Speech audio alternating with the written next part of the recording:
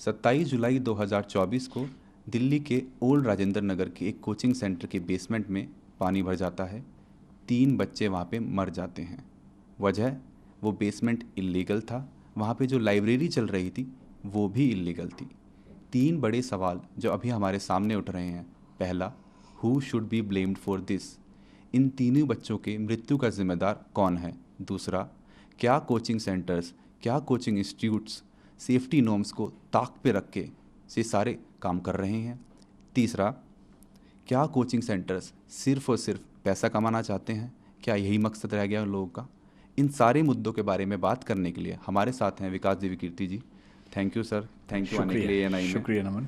Sir, पहला सवाल यही, ऐसा क्यों लग रहा है कि सबने आपको निशाना सा बना लिया है? और एक सवाल और पूछना है इसी के साथ।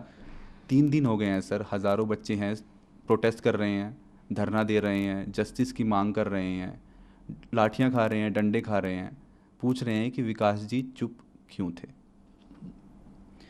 तो दो सवाल हैं, एक तो कि मैं चुप क्यों था और दूसरा कि पहला सवाल आपने क्या पूछा? कि ऐसा लग रहा है कि सबने आपके हाँ, ऊपर सबने निशाना साध दिया मुझ है। पर क्यों निशाना साध हाँ, लिया है। एकदम अर्जुन की आँख की तरह उन्होंने, मछली की आँख की तरह आप पे निशाना साध दिया। मुझ पर निशाना इसलिए साधा है कि ऐसे मामले में कोई एक बलि का बकरा सबको चाहिए होता है, उससे चीज़ें थोड़ी आसान हो जाती हैं। प्रशासन के लिए आसान हो जाता है कि हम बच गए, एक का नाम लगा दो। समाज को भी एक सीधी सीधी बात समझ में आती है कि अच्छा अच्छा एक आदमी मिल गया, यही जिम्मेदार था, तो वो तसल्ली मिल जाती है कि चलो हमें दोषी मिल गया। और जो कॉम्पिटिटर्स हैं उनको ये लगता है कि अच्छा मौका है, इसी में स्कोर सेटल कर लिया जाए, हिसाब बराबर कर लिया जाए। जो बच्चे हैं, बच्चे जिस इमोशनल टर्बुलेंस से गुजर रहे हैं, उनकी नाराज़गी की वजह यह है कि मैं उनके साथ क्यों नहीं खड़ा हूँ। तो बच्चों की नाराज़गी जायज़ है, लेकिन जो सीलिंग का एक्शन है मेरे ख्याल से 50 से ऊपर इंस्टीट्यूट्स पे हुआ, उसमें एक नाम हमारा भी है। पर शायद उनको मुझसे ज़्यादा उम्मीद थी, इसलिए उनको ख़राब लगा, हर्ट हुए, तो नाराज़गी पूरी मुझ पे फूटी है। और मैं इस बात से बहुत संतुष्ट हूँ, अच्छा महसूस कर रहा हूँ कि सारा रोष मुझ पर है। कम से कम मैं इस बात को लेकर निश्चिंत हूँ कि वो मानते हैं कि मुझे उनके साथ और सही पक्ष में खड़ा होना चाहिए था। तो इसके लिए मैं कृतज्ञ हूँ कि उन्होंने इतना गुस्सा मुझ पर किया। मीडिया ने गुस्सा क्यों किया? क्योंकि चैनल्स को व्यूज़ चाहिए, और जिसके नाम पे व्यूज़ मिलते हैं, अभी तुक्के से पिछले कुछ समय से मुझे व्यूज़ मिल रहे हैं, तो मेरा नाम लिख के गाली देने में व्यूज़ ज़्यादा मिलते हैं, इसलिए मेरा नाम सबसे ऊपर रहता है। तो सबकी अपनी अपनी वजह है। जैसे आज़ादी की लड़ाई में वजहें सबकी अपनी अपनी थी, उन सब का नाम था आज़ादी, अंग्रेज़ों से मुक्ति। तो इस मामले में भी वजहें सबकी अपनी अपनी हैं, लेकिन सबके पास एक सुविधाजनक नाम है कि उसको गाली दो, कुछ कुछ वर्चुअल मॉब लिंचिंग जैसा करो, और सुख भी मिलता है। जब हम किसी को गाली देते हैं तो सुख तो मिलता ही है। तो सब इसलिए पीछे पड़े हैं, सबकी अपनी अपनी वजह हैं। लेकिन ठीक है, जब यूट्यूब ने, सोशल मीडिया ने मुझे प्रसिद्धि दी पिछले 3-4 साल में, मुफ्त में इतनी सारी प्रसिद्धि मिली, तो क्या होता है कि जब कुछ मिलता है तो हमें लगता है कि हम डिज़र्व करते थे, और जब कुछ विपरीत होता है तो हमें लगता है कि मेरे साथ ही क्यों हो रहा है। तो जिस तर्क से लोगों ने इतना स्नेह दिया, उसी तर्क से लोगों ने इतनी नाराज़गी मुझ पर उड़ेली। लोग एकदम ठीक हैं, गुस्सा एकदम जायज़ है, पर मेरी अपनी वजह है कि मैं इतना लेट क्यों हुआ। दूसरा सवाल आपका ये है कि मैंने इतने समय तक कोई प्रतिक्रिया क्यों नहीं दी। इसकी दो वजह हैं। एक तो मेरा स्वभाव, क्योंकि मैं भावनात्मक मामलों में बहुत मुखर और एक्सप्रेसिव नहीं हूँ। 3 बच्चों की डेथ हुई, दर्दनाक मृत्यु हुई, उस दिन से मेरे घर में हम लोग, आपको बड़ा आश्चर्य होगा, जो पिछले 2 दिन में हो रहा है उससे मुझे परेशानी लगभग नहीं के बराबर है। सारे चैनल्स मेरे पीछे पड़े हैं, इससे मुझे परेशानी नहीं के बराबर है। मेरे परिवार में लोग अचंभित भी रहते हैं कि मैं इतना सामान्य कैसे रह लेता हूँ। मुझे ज़्यादा चिंता दूसरी बात की है कि 3 दिन से हम घर में जब बात करते हैं या सोने जाता हूँ, नींद के नज़दीक पहुँचता हूँ, तो बार बार एक इमेज बनती है कि जब पानी भरा होगा तो उन बच्चों पर क्या गुजरी होगी। क्योंकि 1-2 बार ऐसा हुआ कि नदी में तैरते हुए पानी नाक में भर गया, 1-2 सेकंड्स के लिए डूबते डूबते मरे, मतलब बचे। कितना पेनफुल होता है वो 2-3-5 सेकंड, जो हम तो खैर 2-3-5 सेकंड में फ्री हो गए, निकल गए उससे। पर उन बच्चों ने तो कम से कम 1-1.5-2 मिनट, मुझे नहीं पता कितना समय इस चीज़ का होता है, लेकिन लगभग इतना होता ही होगा, झेला ही होगा। उम्मीदों की जब आखिरी कड़ी टूटी होगी, जब टेबल पे चढ़े होंगे बचने के लिए और पानी इतना सारा आ गया होगा। मेरी इस पूरे प्रकरण में मूल चिंता उस अनुभव को महसूस करने की है, और वो दुख है। तो ऐसे दुख में उनके पेरेंट्स को मैं जानता नहीं हूँ, मैं उनसे कैसे अपनी बात कहूँ, कैसे उनसे मिलूँ। दूसरा, जो विद्यार्थी इस समय आंदोलन में हैं, उनकी सारी बातें जायज़ हैं, लेकिन वो जिस उम्र में हैं, जिस गुस्से में हैं, थोड़ा सा ये भय भी होता है कि अगर हम जाके बात भी करें तो उस समय वो पूरी बात सुनेंगे या नहीं सुनेंगे। अच्छी बात है कि आज ऐसे 3-4 बच्चों से मेरा मिलना हुआ है। मैं भी एक मीटिंग से आ रहा हूँ, एलजी साहब ने बुलाई थी मीटिंग, उसमें कुछ बच्चे भी आए हुए थे और कई इंस्टीट्यूट्स के ऑनर्स भी थे, दिल्ली सरकार के आला अधिकारी भी थे, डीडीए से, एमसीडी से, फायर डिपार्टमेंट से, चीफ सेक्रेटरी दिल्ली सरकार के वो भी थे। तो वहाँ थोड़ी सी बच्चों से मेरी, मतलब 1-to-1 नहीं, लेकिन हाँ मीटिंग के दौरान बातें हुई। अब मुझे लगता है कि वो सहजता है, हो सकता है कि मैं आज या कल में बच्चों से मिलूँगा। क्या दिल्ली सरकार का कोई मंत्री, जिस मीटिंग का आप जिक्र कर रहे हैं एलजी साहब के साथ अभी चंद घंटों पहले हुई, क्या कोई दिल्ली सरकार का मंत्री भी था उसमें? नहीं, एक भी मंत्री नहीं था दिल्ली सरकार। ये मामला अभी एलजी साहब हैंडल कर रहे हैं, तो ब्यूरोक्रेट्स बहुत सारे थे, दिल्ली सरकार का कोई मंत्री नहीं था उसमें। अगर आप कुछ बता सके कि उस मीटिंग में क्या बातचीत हुई, किन मुद्दों पे बात हुई और क्या सहमति बनी? मीटिंग बड़ी अच्छी हुई, अच्छा लगा कि एलजी साहब भी और दिल्ली सरकार अब काफ़ी एक्टिव है। दरअसल उनको भी कुछ मामलों में क्लैरिटी नहीं थी, बच्चों की समस्याएं भी सुनी ने, कोचिंग इंस्टीट्यूट्स का अपना पक्ष क्या है वो भी सुना, कौन से ऐसे नियम कानून हैं जो कन्फ्यूज़न पैदा करते हैं वो भी सुना, सब नोट किया। उसके बाद एक छोटी कमेटी बनाई गई है, उस कमेटी में मैं भी हूँ, कुछ टीचर्स और भी हैं। उसमें अगर मैं ठीक ध्यान कर रहा हूँ तो दिल्ली के चीफ सेक्रेटरी भी हैं, डीडी एमसीडी के जो हेड्स हैं वो भी हैं। तो हम सब लोग अगले कुछ दिनों में कुछ मीटिंग्स करके इस समस्या का स्थायी समाधान निकालने का प्रयास करेंगे, और वो सुझाव सब लोगों ने दिए, मैंने भी दिए, और वो सब नोट किए गए हैं। कुछ बातों पर ऐसा लग रहा है कि अच्छा समाधान जल्दी निकल जाएगा। सर, आपके कोचिंग सेंटर की बात करते हैं, दृष्टि आईएएस की बात करते हैं। जो मुखर्जी नगर में जो कोचिंग सेंटर है उसको एमसीडी ने उसका बेसमेंट सील कर दिया था। बच्चे आपके जितने भी स्टूडेंट्स हैं वो दोनों कोचिंग सेंटर मुखर्जी नगर में हो चाहे करोल बाग में हो, वहाँ पे प्रोटेस्ट कर रहे हैं। कुछ बच्चे कल रात को आपके घर के सामने भी पहुँच गए हैं। बच्चों में बहुत आक्रोश है, वो जस्टिस चाह रहे हैं। कहीं ना कहीं आपको ये भी लगा है कि दृष्टि आईएएस से कोई चूक हुई है? मतलब ये कह सकते हैं आराम से कि चूक हुई है, और लेकिन वो चूक ऐसी नहीं थी कि नीयत हमारी खराब रही हो, लेकिन हाँ चूक हुई है नियमों के स्तर पर। इंटरेस्टिंग बात या विचित्र बात ये है कि अगर आप मुझसे पूछें कि दिल्ली में कितने कोचिंग इंस्टीट्यूट्स हैं, मेरा ख्याल है कि उनकी संख्या कम से कम 1000 तो होगी ही, शायद ज़्यादा होगा, 2000 भी हो सकते हैं, ज़्यादा भी हो सकते हैं। जो नॉर्म है फायर एनओसी की, एजुकेशनल बिल्डिंग की, अगर आप मुझसे पूछें कि वो दिल्ली में कितनी बिल्डिंग्स के पास हैं, मेरा अनुमान है कि 2000 में से शायद एक के पास भी नहीं है। एक के पास भी? जी, ध्यान रखिए मैं जो कह रहा हूँ, fire NOC for educational building.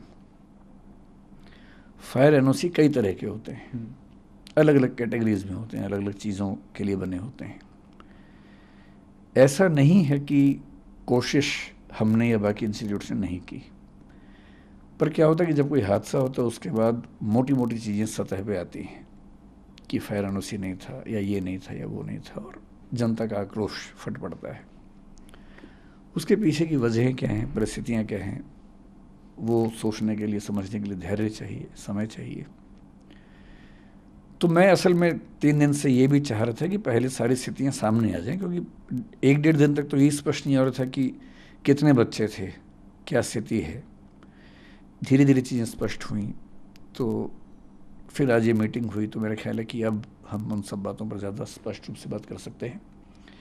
जहाँ तक बात है हमारी बेसमेंट की, हमारी बेसमेंट मुखर्जी नगर में थी। करोल बाग में हमारे पास 4-5 बिल्डिंग्स हैं, उनमें से एक बिल्डिंग की बेसमेंट सील हुई है। बेसमेंट जो करोल बाग में थी वो अप्रूव्ड बेसमेंट है, अप्रूव्ड कमर्शियल बेसमेंट है, जिसमें एनओसी पे लिखा हुआ है कि उसमें ऑफिस चलाया जा सकता है। उसमें ऑफिस ही चल रहा था, पर अभी एमसीडी पर जो दबाव था उन्होंने इनडिस्क्रिमिनेट तरीके से सबको सील किया है, हमें भी सील किया है। नेहरू विहार में जो बेसमेंट थी, जिसको लेके काफ़ी ज़्यादा शोर हुआ, दरअसल क्या होता है कि जैसी बेसमेंट की बात आई तो सबके मन में बेसमेंट की एक इमेज बन गई है, एक छवि बन गई है। छवि ऐसी है कि एक छोटी सी बेसमेंट है, उसमें कुछ बच्चे बैठे हुए हैं, एक ही दरवाज़ा है, अगर वो बंद हो जाएगा तो क्या होगा। एकदम जायज़ बात है। जो नेहरू विहार की बेसमेंट थी वो किसी घर की बेसमेंट नहीं थी, वो एक कमर्शियल मॉल है, उसकी बेसमेंट है। बहुत बड़े आकार की बेसमेंट है, उसमें 1 नहीं 2 नहीं 7 एग्जिट हैं। 7 एग्जिट आपस में कनेक्टेड हैं। उसमें क्लासरूम्स थे, हर एक क्लासरूम के अंदर मैप लगे हुए हैं कि किसी भी इमरजेंसी में आप कहाँ कहाँ से बाहर निकल सकते हैं। हमारे स्टाफ के जितने मेंबर्स हैं उन सब की ट्रेनिंग वहाँ पर लगातार होती है। फायर डिपार्टमेंट की मॉक ड्रिल्स वहाँ पर लगातार स्टाफ के साथ होती हैं। मैं अपने होशो हवास में ये बात कह रहा हूँ कि हमें 3 दिन पहले जो इंसिडेंट हुआ उसके पहले ये एहसास था कि वो बेसमेंट शायद दिल्ली के सबसे सेफ इंफ्रास्ट्रक्चर्स में से एक है, क्योंकि जहाँ तक फायर की बात है, और वो बिल्डिंग बनी है नेशनल बिल्डिंग कोड के जो लेटेस्ट प्रतिमान है उनके हिसाब से, क्योंकि वो बिल्डिंग हाल ही की बनी हुई 10-12 साल पहले की बिल्डिंग है। जब वो बिल्डिंग बनी, क्योंकि हम उसके मालिक नहीं हैं, हम उसके टेनेंट हैं, जो उसके मालिक हैं, जब हमने उनसे पूछा, क्योंकि पिछले 1-2 साल से ये प्रोसेस ज़्यादा हुआ शुरू, हमने उनसे पूछा कि क्या आपके पास अथॉरिटी है। उन्होंने कन्वेंस डीड की कुछ चीज़ें अंडरलाइन करके दी, जो उन्होंने हाई कोर्ट में भी दिखाई। हाई कोर्ट में इस पर 1-1.5 साल से केस भी चल रहा है। डीडी और एमसीडी के बीच में कुछ कन्फ्यूजन्स हैं, कई चिट्ठियाँ एमसीडी ने लिखी हैं, कई डीडी ने जवाब दिए हैं। अब कोर्ट में कल फिर उसकी अर्ली हियरिंग होने वाली है, उसमें वो बात भी आने वाली है 28 अगस्त को, वरना वो हियरिंग थी 28 अगस्त को फैसला वैसे भी होने वाला था कि ये अलाउड है या नहीं, उसके बाद हम शायद हटते ही। और पिछले 1 साल में हमने अपने स्टूडेंट्स को न केवल क्लास में मैंने बताया कई बच्चों को, अब जो एकदम लेटेस्ट वाले बच्चे हैं उनको छोड़ दें, क्लास में जा जा के सबको बताया कि ऐसा हो सकता है कि हमें इसकी परमिशन ना मिले, उस केस में हम शिफ्ट करेंगे। यहाँ तक कि उनसे आज से करीब 1 साल पहले की बात होगी, उनसे हमने ऑनलाइन एक फॉर्म भरवाया कि उस केस में वो कहाँ जाना पसंद करेंगे, करोल बाग जाना पसंद करेंगे, यहाँ रहना पसंद करेंगे, या अभी तय नहीं कर पा रहे हैं, बाद में तय करेंगे। वो डेटा हमारे पास पूरा है कि उन बच्चों ने 1 साल पहले क्या क्या वोट भरा, और सहमति ये थी कि अभी सरकार में वो हाई कोर्ट में केस चल रहा है, जैसे उस पर कोई निश्चित निष्कर्ष आएगा उसके बाद हम उस तरह से काम करेंगे। हमें ऐसा लगता था कि जो चिंता ज़्यादा फायर की है, और ऐसा पिछले साल हुआ भी था। दिल्ली में एक घटना हुई थी, कुछ साल पहले सूरत में हुई थी, अभी गुजरात में 1-2 घटनाएं और घटी हैं कि गेमिंग जोन में अचानक आग लगी। दिल्ली में जिस तरह की गर्मी इस साल थी, उस समय हम भगवान से प्रार्थना करते थे कि किसी इंसिडेंट में कोई हादसा ना हो जाए, क्योंकि इतनी गर्मी थी, रात दिन एसी चल रहे थे, उतना लोड उठाना बड़ा मुश्किल होता है। मुखर्जी नगर की बात नहीं है, पूरी दिल्ली में जहाँ जहाँ कोचिंग इंस्टीट्यूट्स हैं, आप कहीं जाके सर्वे करके देखिए, अधिकांश इंस्टीट्यूट्स में केवल एक एंट्री एक एग्जिट है, एक ही रास्ता है। सबसे बड़ी चिंता, उसी रास्ते पर मीटर लगे हुए हैं बिजली के। जो पिछले साल दिल्ली की एक संस्था में आग लगी जिसमें कुछ बच्चों को 3rd फ्लोर से जंप लगाना पड़ा, चोटें लगी, लेकिन गनीमत है कि कोई कैजुअलिटी नहीं हुई। क्या हुआ था उसमें? एक ही रास्ता है, उसमें मीटर है, उसमें आग लग गई, धुआं ऊपर गया, और शुरू में बच्चे ऊपर छत पे नहीं जा पा रहे थे, बाद में फिर दरवाज़ा खुला, वो चले गए वहाँ पर, लेकिन तब तक कुछ बच्चे जंप लगा चुके थे। चाहे सूरत हो चाहे कुछ भी हो, मूल खतरा आग से होता है। और दिल्ली में जब गर्मी पड़ती है और जब जब सर्दियाँ पड़ेंगी, सर्दी में फिर हीटर चलेंगे बहुत ज़्यादा, गर्मी में विशेष रूप से 1 महीना इतनी दिक्कत रहती है। और इस साल हमने पहली बार ऐसा किया कि गर्मियों में बच्चों को ये कह के लगभग 15 दिन या 1 महीने की छुट्टियां दी, ऑनलाइन क्लास करवाई कि गर्मी ज़्यादा है, कहीं इस समय ऐसा ना हो कि एसी चलने से कोई आग लग जाए, हादसा हो जाए। ये पहली बार हुआ। और 3-4 इंस्टीट्यूट जो मेरे परिचय में थे उस समय, मैंने उनसे भी निवेदन किया था कि गर्मियाँ ज़्यादा हैं और कहीं कोई दिक्कत ना हो तो आप भी हो सके तो छुट्टियाँ करें या ऑनलाइन क्लास करें कुछ दिनों के लिए। हमारे जहन में ये बात कभी आई नहीं थी कि पानी भर सकता है। आज से 3 साल पहले केवल एक घटना हुई जब दिल्ली में यमुना का पानी बहुत बढ़ा। इस मॉल के पास में एक नाला है, करीब 50 एरियल डिस्टेंस 50 मीटर के आसपास या 30 मीटर के आसपास होगा वहाँ से, उसमें पानी का लेवल बढ़ने लगा। जैसे उसमें पानी का लेवल बढ़ने लगा, हमने अपने इंस्टीट्यूट में 7 दिन की छुट्टी कर दी कि जब तक ये नीचे नहीं जाएगा हम क्लास नहीं लेंगे। 7 दिन छुट्टी हुई, ऑनलाइन क्लास चली, बच्चे वहाँ चले गए। 3 दिन पहले जो घटना घटी उसके बाद पहली बार हमें ये रियलाइजेशन हुआ कि कहीं ऐसा भी तो हो सकता है। ये हमारे जहन में कभी नहीं आया था। और मैं एमसीडी का तहे दिल से शुक्रिया करता हूँ कि उन्होंने सीलिंग कर दी है। और मैं चाहूँगा कि पूरी दिल्ली में जहाँ भी कोई ऐसी बिल्डिंग हो जहाँ अनसेफ तरीके से क्लासेस चलती हों, हमारी हो किसी की भी हो, स्ट्रिक्ट एक्शन हो, लेकिन एक पॉलिसी सरकार की तरफ से बन जाए जो पॉलिसी मतलब क्लियर कट हो, ट्रांसपेरेंट हो। जैसे भी फायर सर्टिफिकेट को लेकर बड़ी दिक्कत है। आप फायर डिपार्टमेंट से सर्टिफिकेट जब मांगते हैं, पहली बात तो सीधे इश्यू नहीं करते, वो कहते हैं कि आप एमसीडी के थ्रू आओ, डीडीए के थ्रू आओ। आज की मीटिंग में ये प्रस्ताव भी रखा गया और आज फायर डिपार्टमेंट ने कहा कि हमें एक ऐसी व्यवस्था बनाएंगे कि सीधे हमसे आप सर्टिफिकेट ले सकते हैं। फायर डिपार्टमेंट से सर्टिफिकेट मिलता भी है तो उस पर क्लियर क्या लिखा होता है, क्योंकि वो बिल्डिंग कमर्शियल है तो कमर्शियल सर्टिफिकेट है। एमसीडी कहती है कि एजुकेशनल सर्टिफिकेट चाहिए। एजुकेशनल बिल्डिंग का certificate to the best of my knowledge Delhi में एक भी प्राइवेट संस्था के पास नहीं है, केवल कॉलेज, यूनिवर्सिटी, स्कूल को मिलता है। और ये भी क्यों हुआ? क्योंकि 2020 से पहले डीडीए की भाषा में हम एजुकेशनल बिल्डिंग वाली एक्टिविटी में नहीं थे, हम कमर्शियल एक्टिविटी में थे। कोचिंग इंस्टीट्यूट्स जीएसटी के हिसाब से आज भी कमर्शियल एक्टिविटी है और इसलिए जो जीएसटी में हमारा टैक्स जमा होता है वो कमर्शियल कोचिंग नाम से होता है, तो हम कमर्शियल एक्टिविटी हैं। कमर्शियल एक्टिविटी का मतलब है कमर्शियल बिल्डिंग में हम काम कर सकते हैं। हम वहाँ काम करते थे।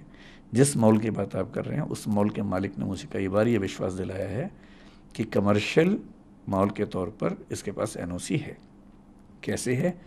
कन्वेंस डीड में लिखा हुआ है, DDA is giving the conveyance deed on the basis of the fire clearance received from the fire department. लेकिन बेसमेंट के पास पूरी क्लैरिटी ऐसी नहीं थी। इसका क्या जवाब दिया उन्होंने कि 2018 में जब एफएआर के रूल्स चेंज हुए, फ्लोर एरिया रेशो बोलते हैं, जब रूल्स चेंज हुए तो एडिशनल एफएआर उनको मिला है और एडिशनल एफएआर के लिए उन्होंने डीडीए में अप्लाई किया हुआ है कमर्शियल एफएआर बनाने के लिए। अगर वो कमर्शियल एफएआर है तो कमर्शियल एक्टिविटी वहाँ हो सकती है। We have been under this impression. और हमेशा ध्यान रखना है, जब बेसमेंट को लेके हमें खूब आजकल नाराज़गी है, ठीक है होनी चाहिए, हम एकदम सहमत हैं कि बेसमेंट सील हो जानी चाहिए, लेकिन दिल्ली की मेट्रो बेसमेंट में है, पालिका बाजार बेसमेंट में ही है। दिल्ली के लगभग हर मॉल में बेसमेंट में बहुत बड़े शॉपिंग कॉम्प्लेक्सेस हैं, वहाँ लाखों लोग शॉपिंग करते हैं वहाँ पर, क्योंकि वहाँ की जो बेसमेंट्स हैं ठीक तरीके से बनाई गई हैं। और कमर्शियल मॉल की तरफ से हमें ये बार बार आश्वासन मिला कि वो बेसमेंट उसी तरीके से बनी हुई है।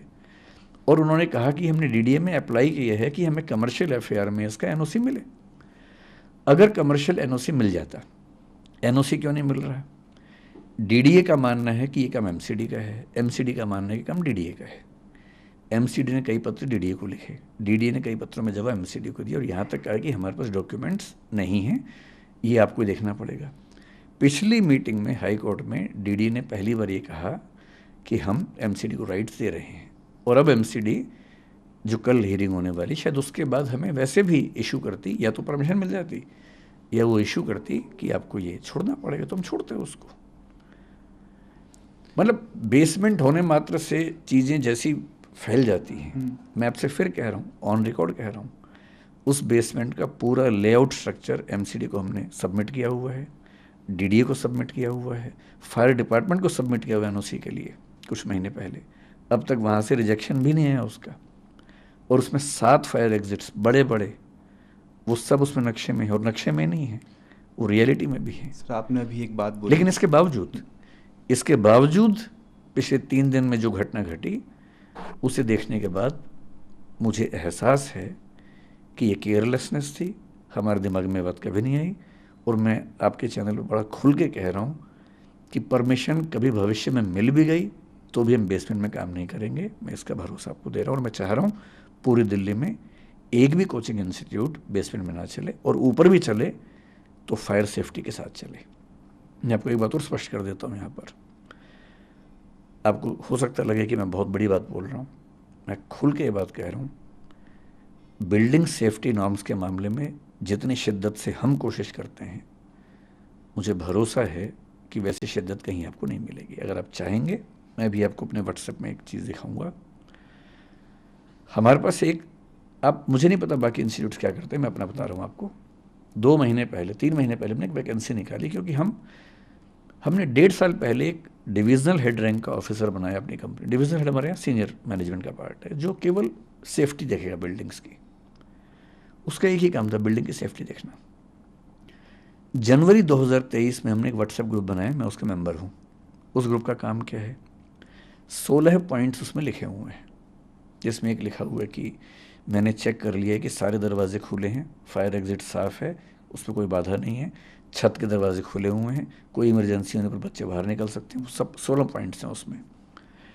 ये 16 के 16 पॉइंट्स पे हमारी हर बिल्डिंग के बिल्डिंग इंचार्ज को रोज़, ये मैं महीने की बात नहीं कर रहा हूँ, रोज़ की बात कर रहा हूँ, एक अपडेट डालना होता है कि मैंने ये सारे 16 पॉइंट चेक कर लिए हैं, ये सारे ठीक हैं, अगर इसके बाद भी कोई दिक्कत आती है तो मैं इसके लिए ज़िम्मेदार हूँ।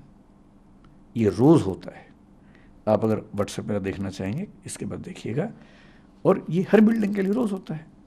इसके अलावा 3 महीने पहले हमने एक वैकेंसी निकाली, 2 महीने पहले ज्वाइनिंग हुई मई के अंत में, एक ऐसे व्यक्ति की जिसका नाम ही है फायर एंड सेफ्टी ऑफिसर। उनका काम क्या है, वो 14 साल से बड़े बड़े मॉल, बड़े बड़े हॉस्पिटल्स में, फोर्टिस जैसे हॉस्पिटल में, एम्बियंस जैसे मॉल में फायर एंड सेफ्टी काम कर चुके हैं। वो दृष्टि के पेरोल पे हैं। उनका एक ही काम है कि सारी बिल्डिंग्स का ऑडिट करना, और जहाँ ज़रा भी दिक्कत है सेफ्टी के मामले में उसको ठीक करना। उनके अंडर हमने फायर मार्शल्स नियुक्त किए हैं अपनी बिल्डिंग्स में, ताकि कभी फायर की दिक्कत आए तो नॉर्मल स्टाफ ट्रेंड है हमारा नियम है कि जब भी कोई स्टाफ ज्वाइन करता है, MTS मल्टीटास्किंग स्टाफ जो होता है, 7 दिन के अंदर उसकी फायर ट्रेनिंग होती है। और इसके अलावा अब हम फायर मार्शल्स हर बिल्डिंग में अपॉइंट करें, ताकि कभी फायर हो जाए, क्योंकि वो ट्रेंड हैं, बहुत ज़्यादा सीख के आए हैं, तो वो तुरंत आग बुझा देंगे, जबकि बाकी लोग शायद उतना तुरंत ना बुझा सके। हर क्लासरूम, हर ऑफिस में फायर एक्सटिंग्विशर्स हमने लगा रखे हैं, जो लगातार रिफिल होते हैं। मैं चाहूँगा कभी आपको मौका मिले, अगर आप सर्वे कर सकते हैं, दिल्ली या दिल्ली के बाहर हमारी किसी भी शाखा में जाइए, किसी भी क्लासरूम में जाइए, किसी भी बिल्डिंग में कम से कम 2 एग्जिट ना हो तो मैं ज़िम्मेदार हूँ। हम ऐसी बिल्डिंग रेंट पे लेते ही नहीं जिसमें फायर एग्जिट ना हो। कई बिल्डिंग्स में आप देखेंगे लोहे का बहुत बड़ा फायर एग्जिट बना हुआ, चाहे करोल बाग में देखें, चाहे जयपुर में देखें, चाहे इलाहाबाद में देखिए। वो हमारी शर्त होती है। इंदौर में हमें 1.5 साल एक्स्ट्रा लग गया, केवल इसलिए कि एक भी बिल्डिंग ऐसे नहीं मिल रही थी जहाँ 2 एग्जिट हों। हमने एक लैंडलॉर्ड से बात करके उसकी ज़मीन पे, प्लॉट पे बिल्डिंग बनवाई 2 फायर एग्जिट वाली, और वहाँ काम शुरू किया। 2 साल लेट काम शुरू किया, सिर्फ इसलिए कि किसी भी स्थिति में किसी बच्चे या स्टाफ की ज़िंदगी से समझौता ना हो। हमारी नीयत ऐसी ही है। एक गलती हुई समझने में, मैं पूरे देश से, पूरे समाज से माफ़ी मांगता हूँ कि हाँ वो गलती हुई, आगे वो गलती नहीं होगी। Sir, if I am not mistaken, आपने अभी थोड़ी देर पहले कहा कि MCD ने जो एक्शन लिया है आपके बेसमेंट के खिलाफ, जो सील किया गया है जी, वो डिस्क्रिमिनेटरी है।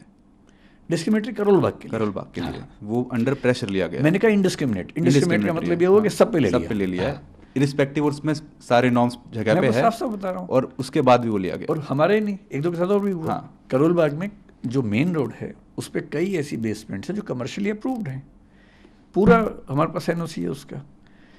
भाई MCD ने उसको अप्रूव किया, कमर्शियल बेसमेंट के नाम से अप्रूव किया। कमर्शियल बेसमेंट में लिखा है कि क्या क्या एक्टिविटीज़ कर सकते हैं, ऑफिस चला सकते हैं या गोदाम बना सकते हैं, या एक दो चीज़ें और लिखी हैं।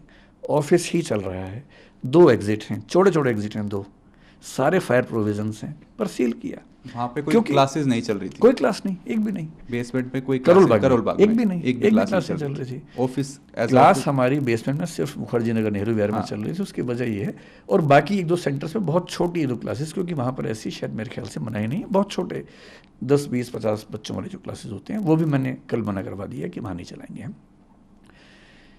मुखर्जी नगर में दिक्कत क्या है कि बहुत छोटा इलाका है, छोटे छोटे घर हैं वहाँ पर, उन सब घरों में एक एंट्री एग्जिट है। अगर आप वहाँ क्लास चलाएं, 200 बच्चे हैं, 100 बच्चे हैं, और आग लग जाए तो बहुत रिस्की हो जाता है, जो एक इंसिडेंट दिखा भी हमने। मेरी समझ में उस इलाके में सबसे ज़्यादा सुरक्षित बिल्डिंग वही कमर्शियल मॉल की है जो हमने ली। हमने 2012-13 में वहाँ काम करना शुरू किया, केवल ऊपर, बेसमेंट का हमें आइडिया भी नहीं था। वहाँ बेसमेंट में 3 इंस्टीट्यूट क्लासेस चलाते थे, बाद में एक और बढ़ा, 4 हो गए, हम नहीं थे। 2017-18 के आसपास शायद पहली बार हमें जब ज़रूरत पड़ी तो पता लगा कि एक क्लासरूम नीचे उपलब्ध है। वहाँ 3-4 इंस्टीट्यूट चल रहे थे पहले से, तो हमने ये एज्यूम किया कि इसके हमारे परमिशंस होंगी, तो हमने लिया। धीरे धीरे कंपटीशन ऐसा हुआ कि वो इंस्टीट्यूट्स वहाँ से चले गए, क्योंकि उतना नहीं मैनेज कर पाए। जब वो चले गए तो माल के मालिक ने हमसे कहा कि अगर आप चाहें तो आप इसको ले लीजिए। हमने लिया। आखिरी एक और इंस्टीट्यूट था, उसने भी कुछ दिन पहले तक रखा हुआ था, बाद में फिर वो मॉल की तरफ से हमें मिला। वहाँ हम IAS के जो मेंस वाले बच्चे हैं, मेंटरशिप लाइब्रेरी चलाते थे, अब वो बंद हो गई, उनका 1.5 महीने बाद मेंस है, तो हम अभी उनके लिए भी रास्ता निकाल रहे हैं कि उनको कहाँ बिठाएं, उनकी भी दुविधा है। सर अभी एक ये प्रेस रिलीज़ आई है 2:41 पे, इसके 2-3 पॉइंट्स पे मैं आपसे बात करना चाहूँगा। जो हमारी जो प्रेस रिलीज है दृष्टि IAS ने जो आपने मेरी रिलीज, तरफ से हाँ ही है, आपकी तरफ मेरी से ही है, जो सोशल मीडिया हैंडल पे अपलोड किया गया। 2-3 पॉइंट है, मुझे उस पर बात करना है, लेकिन एक चीज़ मुझे उससे आपसे पहले पूछनी है। जब मैं ट्विटर पे कमेंट सेक्शन में जा रहा था इसमें, तब बहुत सारे स्टूडेंट्स का ये आक्रोश था कि विकास जी हमारे साथ एक बार ग्राउंड पे आए तो सही, एक बार हमारी बात तो सुने, एक बार हमारे बीच में बैठे तो सही। वो आए ही नहीं अभी तक, 3 दिन हो गए हैं। कुछ बाकी टीचर्स भी आए हैं, मिनिस्टर्स भी गए हैं, लेकिन जो टीचर जिसे हम इतना प्रेम करते थे, जिसे इतना सुनते थे, जिसे इतना फॉलो करते थे, वो 3 दिन बाद स्टेटमेंट रिलीज़ कर रहा है और हमारे बीच नहीं आया। नहीं, देरी के लिए तो हमने खेद जताया है, क्योंकि मैं पूछ रहा हूं, आप स्टूडेंट से मिलने जाएंगे आज? एकदम जाऊँगा। मैं दरअसल कोशिश करता हूँ, मेरी हमेशा से आदत रही है कि चीज़ें पूरी स्पष्ट होने के बाद प्रतिक्रिया दूँ, हड़बड़ी में ना दूँ। तो मैं थोड़ा वेट कर रहा था, मेरा ख्याल है कि थोड़ा पहले कर देना चाहिए था। दूसरा, स्टूडेंट से अब तक नहीं मिलने की वजह वही थी कि आक्रोश जब बहुत ज़्यादा होता तो आप अपनी बात ठीक से रख भी नहीं सकते हैं। मेरा ख्याल है कि आज या कल में मैं उन बच्चों से मिलूँगा, और मुझे उम्मीद है, और बच्चे दिल के बड़े कोमल होते हैं, जितना जल्दी नाराज़ होते हैं उतना जल्दी वो ठीक हो जाते हैं। तो मुझे पता है कि बच्चों की नाराज़गी मुझसे क्यों है और वो दूर कैसे होगी। सर, एक 5th पॉइंट आपकी प्रेस रिलीज में है, वो बोलता है कि DDA, MCD and Delhi fire department के नियमों में असंगति है, कॉन्ट्राडिक्टरी है। आप समझाएंगे कि क्या वो लॉज हैं जिनमें कॉन्ट्राडिक्टरी है, ये वेल कोऑर्डिनेटेड नहीं है आपस में? दिल्ली में ये समस्या है कि अलग अलग विभागों में कोऑर्डिनेशन थोड़ा कम दिखता है। आज भी इस मीटिंग में सब बातें हुई। जैसे मैं आपको एग्जांपल देके समझाऊं, DDA ने पहला मास्टर प्लान 1962 में बनाया, फिर 2001 में बनाया। 2001 तक, जहाँ तक मेरी जानकारी, मिक्स्ड लैंड यूज नाम की कोई चीज़ नहीं होती थी। 2005 या 6 की बात है कि सुप्रीम कोर्ट ने एक आदेश दिया कि दिल्ली में जो भी commercial activities non commercial area में चल रही हैं वो सब सील होंगी। सब कुछ सील होने लगा, कोचिंग इंस्टीट्यूट्स भी हुए, बाकी एक्टिविटीज़ भी हुई। इतना विरोध हुआ कि उसमें फिर दिल्ली की सरकार को प्रस्ताव रखना पड़ा, संसद को एक्टिव होना पड़ा, और तब उस समय 2008 में पहले संसद ने थोड़ा सा रिलीफ दिया, और उसके बाद 2008 में या 9 में master plan of Delhi MPD 2021 लेके आए, जो पारित हुआ। उस मास्टर प्लान में ये कहा गया कि अब से 3 तरह के एरियाज होंगे, कमर्शियल, रेजिडेंशियल और mixed land use. Mixed land use का मतलब ये है कि जो रेजिडेंशियल हैं पर उनमें कमर्शियल एक्टिविटीज़ भी चल सकती हैं, एक निश्चित परसेंटेज तक चल सकती हैं। अगर आप MPD पढ़ेंगे, मास्टर प्लान ऑफ दिल्ली 2021 का पढ़ेंगे, चैप्टर 15 उसका इनएक्टिविटीज़ के बारे में है। 15.7.1 और 15.7.3 ब्रैकेट में 7, इनको ध्यान से पढ़िए। 15.7.1 साफ साफ कहता है कि coaching institutes mixed land area में अलाउड हैं, प्रोवाइडेड कि सड़क इतनी चौड़ी होनी चाहिए। इतना ही नहीं, वो ये भी कहता है कि अगर सड़क इतनी चौड़ी है, मेरे ख्याल से 60 फीट के आसपास की बात है, तो मिक्स्ड लैंड यूज़ नहीं है तो भी अलाउड है, ये वो कहता है। Up to 2/3 FAR of the building. जैसे बिल्डिंग में अगर FAR मान लीजिए 303 है, मान लीजिए FAR 3 फ्लोर पे, इससे मतलब 3 होता है, तो 2 फ्लोर पे कोचिंग चल सकती है, साफ साफ लिखा हुआ है। उसमें केवल एक सवाल है कि बेसमेंट में चल सकता है या नहीं। 15.7.3.7 कहता है कि बेसमेंट में कोचिंग इंस्टीट्यूट चल सकता है प्रोवाइडेड कि उनके पास रिक्वायर्ड NOC हो। ठीक, ये लिखा हुआ है। NOC एजुकेशनल बिल्डिंग का MPD में जिक्र नहीं है उस चीज़ का। ये बात मैं 2008 की कर रहा हूँ। 2008 के बाद क्या हुआ, अब उसके तहत मिक्स्ड लैंड यूज़ में बहुत सारे इंस्टीट्यूट चलने लगे। फायर NOC की ज़रूरत है या नहीं, इसके लिए हम क्या पढ़ेंगे, हम दिल्ली फायर डिपार्टमेंट के जो रूल्स हैं, फायर एक्ट है 2007 का, फायर रूल्स हैं 2010 के, आप खुद रेफर कीजिए, मैं सारे आपको तथ्य बता रहा हूँ। फायर रूल्स में रूल नंबर 27 पढ़ लीजिए, साफ साफ क्या कहता है। रूल नंबर 27 साफ साफ कहता है कि अगर कोई बिल्डिंग रेजिडेंशियल है और 15 मीटर तक की है तो उसको NOC नहीं चाहिए।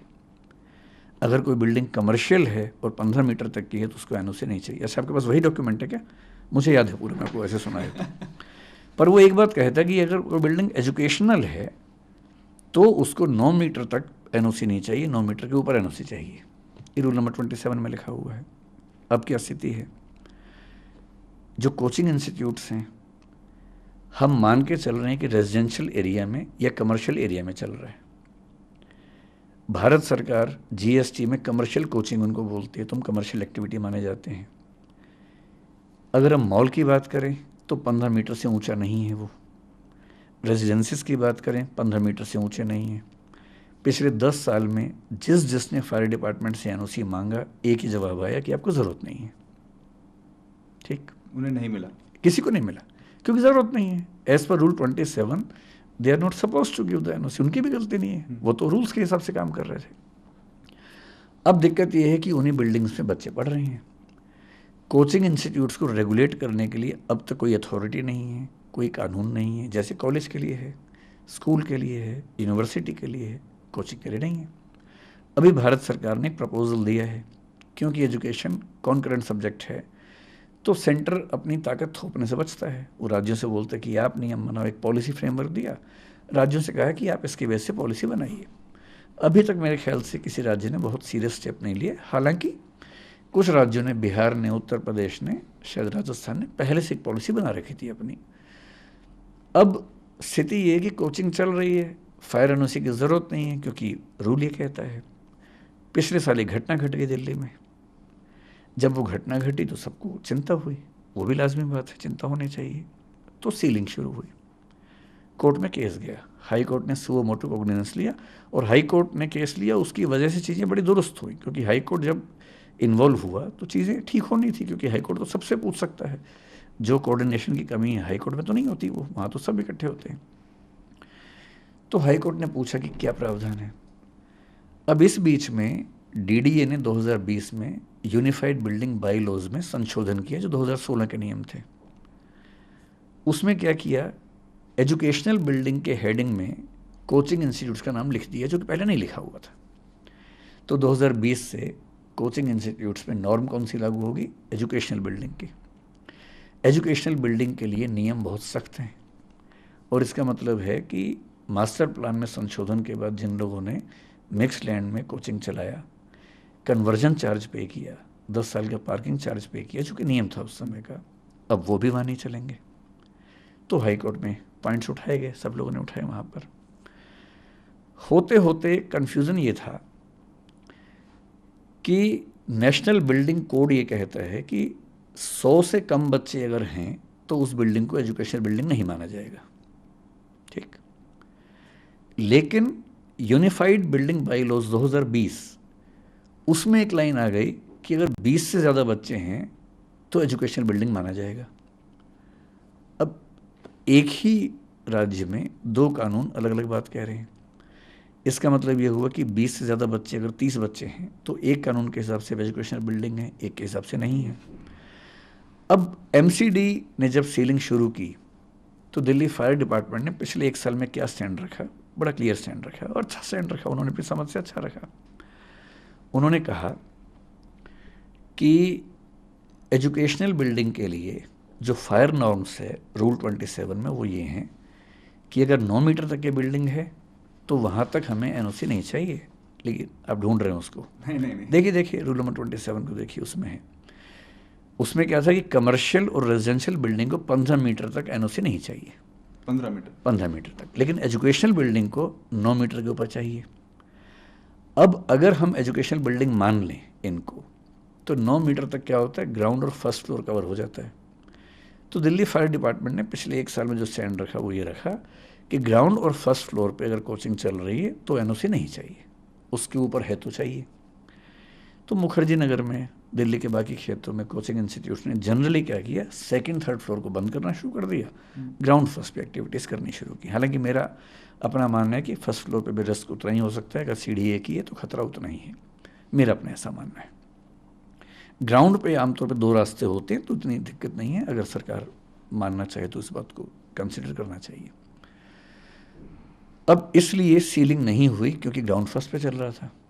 हाई कोर्ट ने पिछली हियरिंग में, जो कि अभी मेरे ख्याल से 12 जून की बात है,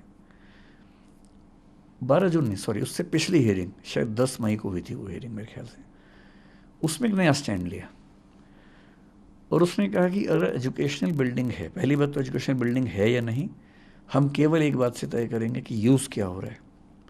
अगर यूज़ हो रहा है एजुकेशन का तो एजुकेशनल बिल्डिंग होगी, और एजुकेशनल बिल्डिंग हो तो फ्लोर चाहे कोई भी हो, फायर एनओसी होना चाहिए। और फायर एनओसी कौन सा होना चाहिए, एजुकेशनल बिल्डिंग वाला होना चाहिए। और एजुकेशनल बिल्डिंग वाला फायर एनओसी मेरी जानकारी में दिल्ली में एक भी प्राइवेट इंस्टीट्यूट के पास नहीं है। 2000 में से मतलब मेरे अनजाने में 2-4 के पास किसी तरह से हो तो हो, मेरी जानकारी में एक के पास भी नहीं है। विकास जी, सारी बातें एक तरफ, लेकिन हकीकत तो ये है कि 3 बच्चे मर गए एकदम। वो तीन बच्चे नहीं हैं, 3 फैमिलीज हैं जी। उनसे बहुत सारे लोग जुड़े हुए हैं, काफ़ी सपने थे, यूपीएससी में जाएंगे, सिविल सर्वेंट बनेंगे। श्रेया यादव, तानिया सोनी और निविन डालविन, ये 3 बच्चे मर गए हैं, पानी में डूब के मर गए। किसी ने सोचा भी नहीं होगा, ऐसे सपने में भी नहीं सोचा होगा कि 3 बच्चे डूब के मर जाएंगे। किसी की तो जिम्मेदारी बनती होगी, कहीं ना कहीं तो वो बक रुकेगी, कहीं ना कहीं तो अकाउंटेबिलिटी फिक्स होगी। एकदम ठीक बात। क्या ये एमसीडी की गलती थी, सरकार की गलती थी, किसकी गलती थी? मतलब मैं इस चीज़ से बचता हूँ कि हम सारी गलती किसी एक पर ही थोप दें, जैसे सोशल मीडिया मुझ पर थोप रहा है। आप भी किसी एक पर थोपना चाहें तो थोप लें, पर मैं नहीं थोपूंगा। गलती किसकी है? मेरे ख्याल से एक कमी ये है कि अलग अलग कानून, अलग अलग एजेंसीज में कोऑर्डिनेशन की कमी है। नीयत सबकी ठीक है, अगर थोड़ा कोऑर्डिनेशन होता, जैसे आज की जो मीटिंग थी उससे बड़ा अच्छा प्रस्ताव एक व्यक्ति ने दिया जिसको एलजी साहब ने तुरंत एक्सेप्ट किया। हम सब ने कहा कि सर आप एक ऐसी कमेटी बना दीजिए जहां हम बैठ के सारी बातें समझा दें, सारा पक्ष रख दें, फिर जो आप आदेश देंगे, जो नियम बनाएंगे, आप केवल 10-15 दिन का समय दे दीजिए, जो उस नियम को ना माने उसको बंद कर दीजिए। हम सबसे पहले तैयार हैं उस चीज़ के लिए। हमें भी तो क्लैरिटी चाहिए कि क्या क्या नियम है। इस घटना की जिम्मेदारी अगर तय करनी हो तो मेरे ख्याल से पहली समस्या ये वाली है। भ्रष्टाचार तो निश्चित रूप से है ही, कहने की बात ही नहीं है। अगर आप उस दिन के वीडियो को देखेंगे तो मैं बहुत परेशान रहा उस वीडियो को देख के कि सड़क पर बहुत पानी भरा हुआ है। बेसमेंट का जो लेवल है वो सड़क के लेवल से बहुत ही नज़दीक है, ऊंची बेसमेंट नहीं है, लगभग उसी लेवल की बेसमेंट है। बहुत खतरा नज़र आ रहा है कि अगर पानी उछला तो अंदर चला जाएगा। इतने में एक जीप वहाँ से गुजरी और मुझे आज पता लगा कि वहाँ एक बड़ा सा पैनल रख के रोका हुआ था पानी को अंदर जाने से, और अंदर बच्चे लाइब्रेरी में बैठे हुए थे। जैसी वो जीप तेज़ी से गुजरी, पानी ज़ोर से उछला और उस पानी से वो टूट गया जो टेम्परेरी रास्ता बना हुआ था, तो पानी अंदर जाने लगा। तब भी हमें दुविधा थी कि अचानक इतना पानी कैसे गया होगा, क्योंकि अगर 30-40 बच्चे थे और पानी आते हुए देखेंगे तो शायद निकलने का रास्ता रहता। एक तो दरवाज़ा बंद हुआ जो बायोमेट्रिक होने की वजह से हुआ, ये बहुत बड़ी समस्या हुई। दूसरा जो आज उन बच्चों ने बताया उस मीटिंग में, वो ये था कि पानी एक खास गति से जा रहा था और बच्चे बाहर निकल रहे थे और अनुमान था कि निकल भी जाएंगे, किताबें लेके निकल रहे थे क्योंकि पानी इतना था कि उनको लगा किताबें छोड़ के निकलेंगे तो बचेगा नहीं कुछ। इतनी देर में पानी के बहाव से जो एग्जॉस्ट फैन था, वो जो एरिया था, वो भी टूट गया और जैसे ही वो टूटा पानी का पूरा बांध एक साथ अंदर गया। और उन बच्चों की बात जो मैं समझ पाया कि कमर तक के पानी से सिर के ऊपर तक पानी जाने में केवल शायद 50 सेकंड या 1 मिनट लगा। ये इतना कम टाइम था कि इतने टाइम में शायद हम में से कोई भी ना सोच पाता ना निकल पाता।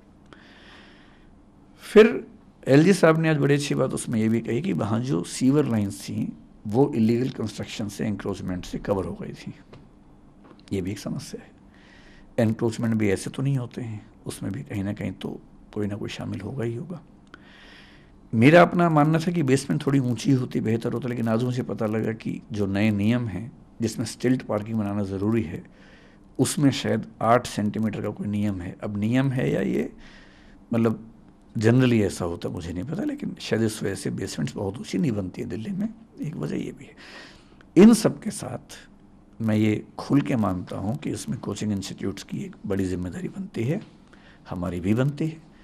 संयोग की बात है कि हादसा कहीं और हुआ, लेकिन हमें नोशनल सेंस में समझना चाहिए कि हादसा कहीं भी हो सकता था। इसको रेक्टिफाई करना सभी इंस्टीट्यूट की जिम्मेदारी है। मैं अपने हिस्से की जिम्मेदारी बहुत खुल के निभाने को तैयार भी हूँ, तत्पर भी हूँ। और मैं आपके सामने स्पष्ट कर रहा हूँ कि किसी भी सूरत में जो चीज़ें अलाउड नहीं है दिल्ली में, वो हम नहीं करेंगे। और चाहे हमें दिल्ली छोड़नी पड़े, चाहे कहीं और जाना पड़े, जो भी अप्रूव्ड बिल्डिंग्स होंगी हम वहीं काम करेंगे। सर, जिस इंसान का आप जिक्र कर रहे थे जो वो जीप चला रहा था, थार चला रहा था, उस बंदे को दिल्ली पुलिस ने अरेस्ट कर लिया है। उसको बताया ये मस्तीखोर है और उसको बताया वो ज़्यादा ज़ोर से गाड़ी चला रहा था, उसकी वजह से वो जो उन्होंने बांध सा लगाया हुआ था वो टूट गया और इसलिए पानी भर गया। उस बंदे को अरेस्ट कर लिया। इसे आप कैसे देखें? ये तो देखिए, जब लोग बहुत आक्रोश में होते हैं, उनको खुश करने के लिए, संतुष्ट करने के लिए ऐसे एक्शन सरकार लेती है। सरकार को भी पता है, पुलिस को भी पता है कि इस पर केस ऐसा कुछ बन नहीं पाएगा। मैक्सिमम ये केस बनेगा कि उसने रैश ड्राइविंग करके आसपास के लोगों को परेशान किया, पानी उछाला उनके ऊपर, क्योंकि उसकी ऐसी इंटेंशन नहीं थी। मेंसरिया के बिना आप कैसे आरोप कोई लगाएंगे? तो मेरे ख्याल से अभी जैसे एमसीडी ने बहुत बड़े पैमाने पर सीलिंग की, उसका पर्पस भी ये है कि जो एक नाराज़गी है लोगों में वो तुरंत उससे संतुष्ट किया जा सके। उस व्यक्ति की गिरफ्तारी का मसला भी है। मेरे ख्याल से जब मामला कोर्ट में जाएगा 1-2 हियरिंग में, उसे बेल तो मिली जानी चाहिए। सर, भारत में एक और चीज़ होती है कि जब तक कोई बड़ी घटना ना हो ना, तब तक कोई एक्शन नहीं होता। ये कोचिंग इंस्टीट्यूट चल रहे थे, कोचिंग सेंटर चल रहे थे। आप मुखर्जी नगर और ओल्ड राजेंद्र नगर में आप घुसेंगे, आपको दिखते ही पता चल जाता है कि इनमें से किसी के पास एनओसी का एक ही एग्जिट है।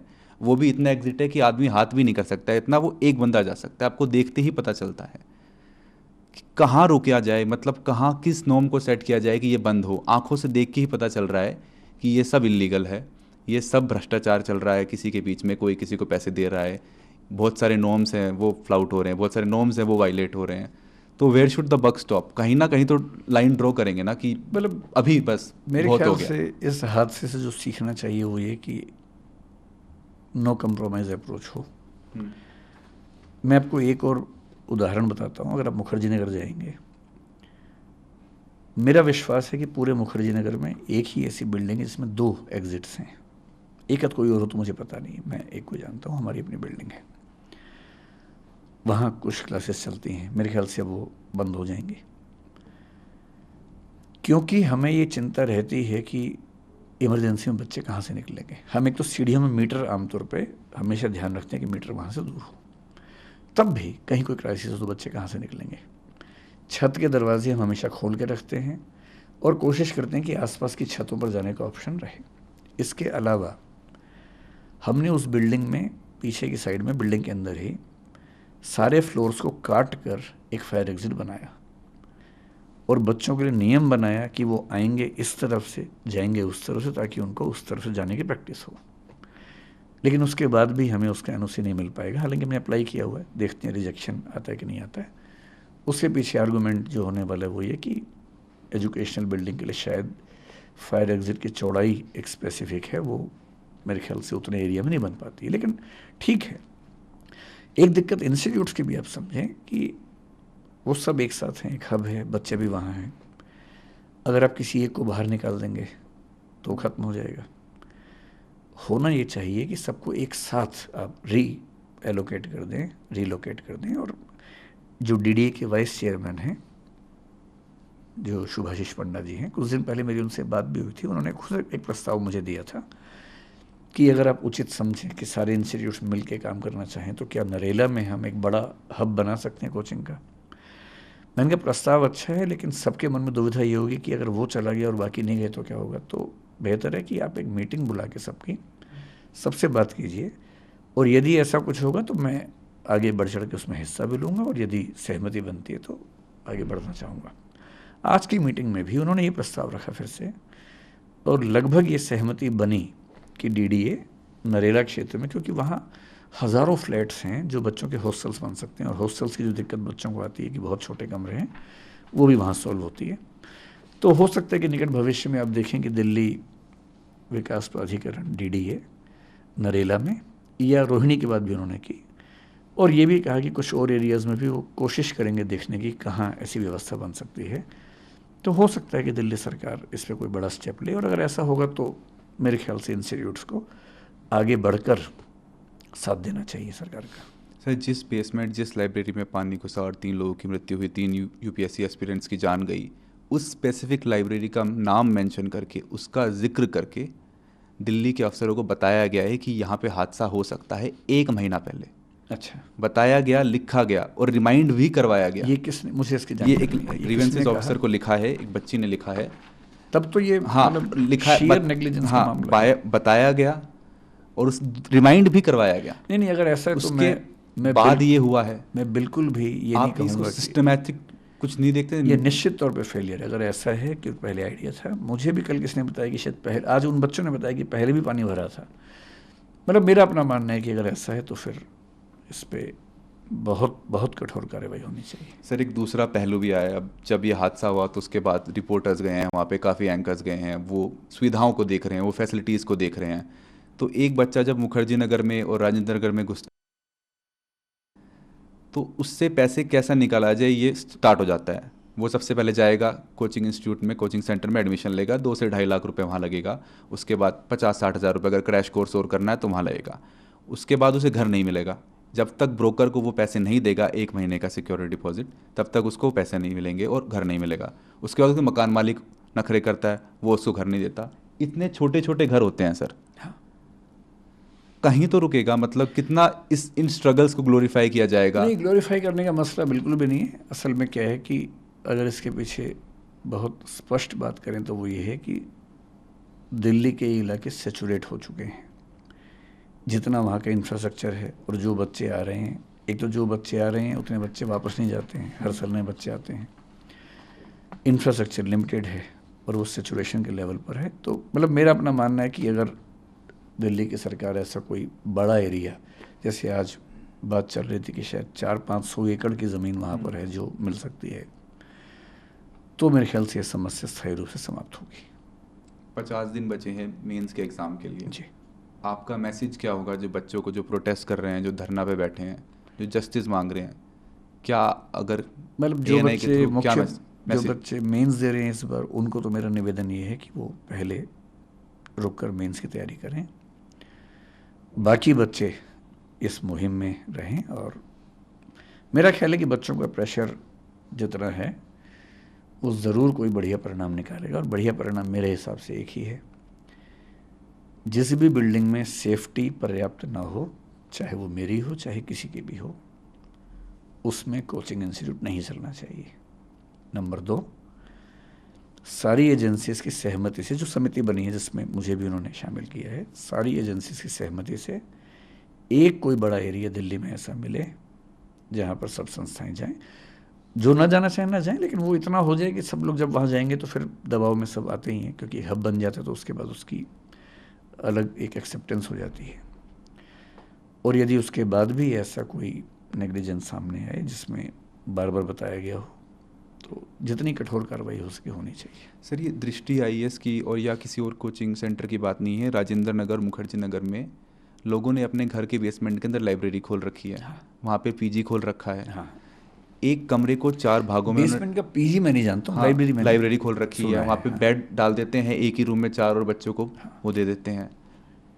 खेल 1000 से ज़्यादा। नहीं, इसका वही मूल कारण वही हाँ। है कि जो बच्चे हैं बहुत ज़्यादा रहने की जगह है नहीं, तो फिर वो लोग उस तरह से खेलते हैं। क्या ये सब एमसीडी सरकार को नहीं दिख रहा है या आंख अच्छा, आप मूंद उस ली? एंगल से हाँ। बात कर रहे हैं तो निश्चित रूप से जो हॉस्टल्स हैं, पीजीज हैं, उनके लिए भी नॉर्म्स उतने स्ट्रिक्ट होने चाहिए जितने स्ट्रिक्ट कोचिंग के लिए, क्योंकि हम जो कोचिंग इंस्टीट्यूट्स वाले होते हैं उनका हॉस्टल से कोई ऐसा लिंक नहीं होता है, सिवाय इसके कि हमने एक अस्मिता स्कीम चला रखी है जिसमें हम बच्चों का रहना खाना अपने स्तर पे उठाते हैं। अभी दिल्ली में ऐसे करीब 500 से 600 बच्चे इस समय हैं जिनका रहना खाना हम देखते हैं। तो हम कुछ पीजी ओनर से बात करते हैं, हम कुछ उनको लिस्ट देते हैं कि ये शर्तें हैं, ये आप पूरी करेंगे तो हम पेमेंट करेंगे, तो उन शर्तों को पूरा करते हैं, जिसमें ये साफ़ सफाई और इमरजेंसी में बाहर निकलने का रास्ता, वो सब चीज़ें हम उनसे पूछते हैं। लेकिन हाँ, ठीक बात है, जो नॉर्म्स कोचिंग इंस्टीट्यूट के लिए वो हॉस्टल के लिए भी होनी चाहिए, इसमें कोई किंतु परंतु की बात नहीं है। और ये भी ध्यान रखना है कि कोचिंग इंस्टीट्यूट में तो बच्चा जैसे एक बार उसने फ़ीस दी, लेकिन रहना है उसको 3 साल तक, और दिल्ली में मेरे ख्याल से 20-25 हज़ार से कम में 1 महीने का खर्चा नहीं चलता किसी बच्चे का। तो 1 साल में उसका रहने का खर्चा 3 लाख रुपए के आसपास है, 3 साल में 9 लाख रुपए है। असली खर्चा तो वहाँ पर होता है, तो थोड़ी सुविधाएं भी ठीक हों। तो यदि हम किसी ऐसे स्थान पर शिफ्ट हो जाएं, सब लोग, बच्चे भी, जहाँ थोड़े खुले खुले हॉस्टल्स हों, धूप हवा भी आती हो, और कोचिंग इंस्टीट्यूट भी थोड़े बड़े एरिया में हों, बेसमेंट की नौबत ना हो, सीढ़ियाँ कम से कम 2-2 हर फ्लोर पे हों इमरजेंसी के लिए, सबके लिए अच्छा है। और हो सकता है कि इस मामले में पहल हम करें, हम पीछे नहीं हटेंगे। हज़ारों बच्चे पढ़ने आते हैं, आईएएस की तैयारी करने आते हैं, आईपीएस की तैयारी करने आते हैं, सिविल सर्विसेज की तैयारी करने आते हैं मुखर्जी नगर में और ओल्ड राजेंद्र नगर में। जब वो पास आउट हो जाते हैं, जब वो आईएएस आईपीएस बन जाते हैं, क्या किसी एक बच्चे ने नहीं सोचा कि इन सारी प्रॉब्लम्स को मैं एड्रेस करूं, बड़े पैमाने पे दिखाऊं, लोगों को जागरूक करूं, बताऊं कि क्या सब चल रहा है यहाँ पे, कैसे सेफ्टी की धज्जियाँ उड़ाई जा रही हैं, कैसे फैसिलिटीज़ प्रोवाइड की जा रही हैं? क्या किसी एक इंसान ने भी नहीं सोचा? नहीं, ऐसा नहीं है। कुछ सिविल सर्वेंट्स ऐसा सोचते होंगे, ज़रूर अपनी बात रखते भी होंगे। कभी कभी ऐसा भी होता है कि जो लोग यहाँ से पढ़ के जाते हैं वही वापस आके यहाँ काम भी करते हैं। अभी भी मैं ऐसे कुछ सिविल सेवकों को जानता हूँ जो दिल्ली में पोस्टेड हैं, उन एरियाज में पोस्टेड हैं। लेकिन क्या होता है ना कि जैसे मान लीजिए कोई आईएएस है और वो भी काम कर रहा है, मान लेते कि डीएम है, पर डीएम के पास बड़े फैसले करने की अथॉरिटी नहीं है, क्योंकि उसमें डीडी भी इन्वॉल्व है, एमसीडी भी है, फायर सर्विस भी है। वो अकेला क्या करेगा? सुझाव दे सकता है। ये स्टेप्स उस लेवल पर संभव हैं जब कोई व्यक्ति चीफ सेक्रेटरी के आसपास के पद पे हो, तो प्रयास करते ही होंगे, पर जब चीज़ें सिस्टम में बहुत बिखरी हों तो एक व्यक्ति के प्रयास से समाधान आमतौर पर नहीं हो पाता। मैं उन पे आरोप क्यों लगाऊंगा, कुछ न कोशिश करते ही अभी ब्लेम गेम भी तो चल रहा होता है। दिल्ली सरकार के मंत्री हैं जो बोल देते हैं कि ये एलजी साहब ने किया है, उनके अंडर आता है, वो बोल देते हैं ये उनके अंडर आता है। दिल्ली का जो एडमिनिस्ट्रेटिव स्ट्रक्चर है वो इस समय देश में सबसे यूनिक है।